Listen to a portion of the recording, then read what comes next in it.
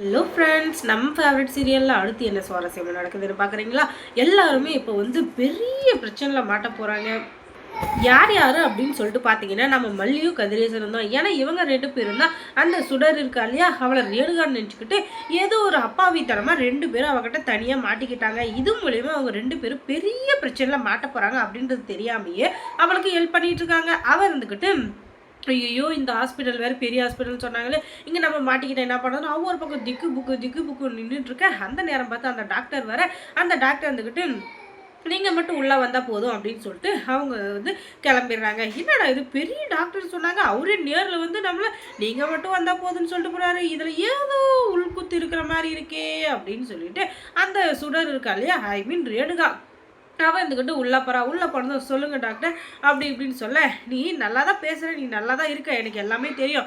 ஆனால் இப்போதைக்கு நீ மனநலம் சரியில்லாத மாதிரி நடிச்சிட்டு இருக்க, அது எதுக்காக அப்படின்னு சொல்லிட்டு எனக்கு தெரிஞ்சாகணும், அப்போ தான் நான் உனக்கு ஹெல்ப் பண்ண முடியும் அப்படின்னு சொல்லிட்டு அவர் டைரக்டராகவே கேட்டுடுறாரு. ஐயோ பரவாயில்லையே, என்னடா இது, இந்த டாக்டர் நம்மளை இவ்வளோ அழகாக ட்ரீட் பண்ணுறாரு, இப்படி பண்ணுவாருன்னு தெரிஞ்சுதான் நம்ம தைரியமாக வந்திருக்கலாமே, கொஞ்சம் கூட நம்ம பதட்டப்படாமல் அப்படின்னு அவன் நினச்சிட்டு இருக்கான். அதுக்கப்புறம் பின்னாடி இருந்து ஒரு சவுண்டு, ஆமாம் நீ பயப்படாத, நீ எதுக்குமே பயப்படாத, நாங்கள் இருக்கோம் அப்படின்னு சொல்லிட்டு ஒரு சவுண்டு. யாரா இருக்கும் அப்படின்னு சொல்லிட்டு பின்னாடி திரும்பி பார்த்தா அது எல்லாத்துக்கும் காரணமே அந்த ராஜேஸ்வரி ரஞ்சிதாவும் தான்.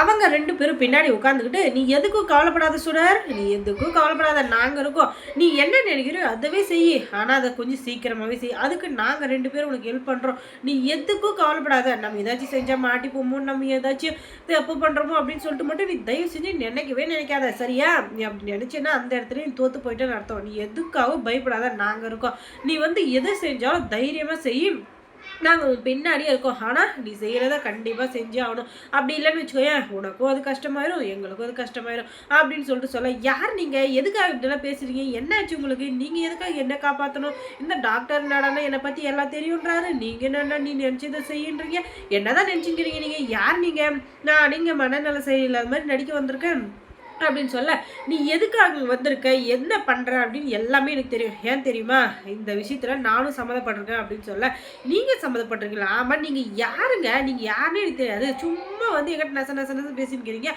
நான் யார், நான் எங்கேருந்து வந்திருக்கேன், என் பேக்ரவுண்ட் என்னன்னு தெரியுமா அப்படின்னு சொல்ல, நீ யார், எங்கேருந்து வந்திருக்க, உன் பேக்ரவுண்ட் என்ன எல்லாமே எனக்கு தெரியும், நான் புட்டு வைக்கிட்டா அப்படின்னு சொல்லிட்டு அந்த சுடரை பற்றின எல்லா உண்மையும் புட்டு வைக்கிறாங்க நம்ம ராஜேஸ்வரி. ஐயோ நம்மளை பற்றின எல்லா ரகசியம் தெரிஞ்சிச்சுங்கிறாள், இவன் யாராயிருக்கும், அடேங்கப்பா சாமியே அப்படின்னு சொல்லிட்டு இவளுக்கு ஒரே ஷாக்கு. அதுக்கப்புறமா நான் வந்து அந்த விஜய் இருக்கா இல்லையா, அவளோட அக்கா தான், என் பேர் ராஜேஸ்வரி, அந்த விஜய் வந்து இப்போ நடுத்தெருவில் நிற்கிறான் மத்தியா, அது காரணமே நான் தான் அப்படின்னு சொல்லிட்டு எல்லாத்தையும் சொல்ல ஆரம்பிக்கிறாங்க. அதுக்கப்புறமா இந்த கதிரேசன் இருக்கார் இல்லையா, அவர் இருந்துக்கிட்டு இவ்வளோ நாள் வரைக்கும் அந்த விஜய் எதிரியாக நினச்சிட்டு இருந்தார், அதனால் அவர் கூட நான் சேர்ந்து பல பிஸ்னஸ் எல்லாம் பண்ணி அதை நானும் ஜெயிச்சுட்டு இருந்தேன், அவனும் ஜெயிச்சுட்டு இருந்தார்.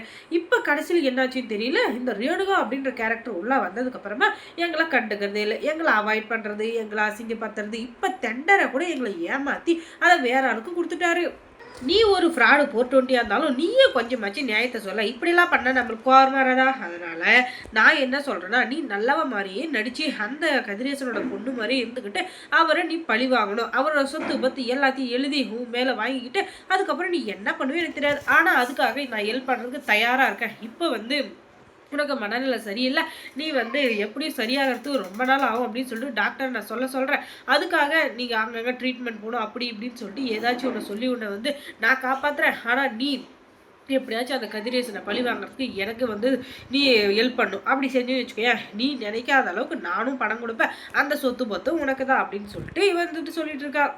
அப்படின்னு சொல்லிட்டு ஒரு பணம் இருக்கிற ஒரு ஃபோனில் இருக்கிற இது வந்து காட்டுறாங்க, பணம் நகை சொத்து பத்து எல்லாம் இருக்கிற ஒரு பீரோ காட்ட, ஓடே எங்கள் அப்பா என் வாழ்க்கையில் நான் ஒரு 10 பவுன் 20 பவுன் நகை தான் பார்த்துருப்பேன், இது என்னடாப்பா இப்போ 100 பவுனுக்கு மேலே இருக்கும் போலயே, அதுவும் ஒரு பீரோ ஃபுல்லாக நகை இருக்குது, இது மொத்தம் எனக்கா அப்படின்னு கேட்டால், ஆமாம் இது மொத்தம் உனக்கு தான், ஆனால் நீ நாங்கள் நினச்சதை செஞ்சு கொடுக்கணும், அப்படி செஞ்சு கொடுத்தாதான் இந்த பணம் உனக்கு கிடைக்கும், சரியா?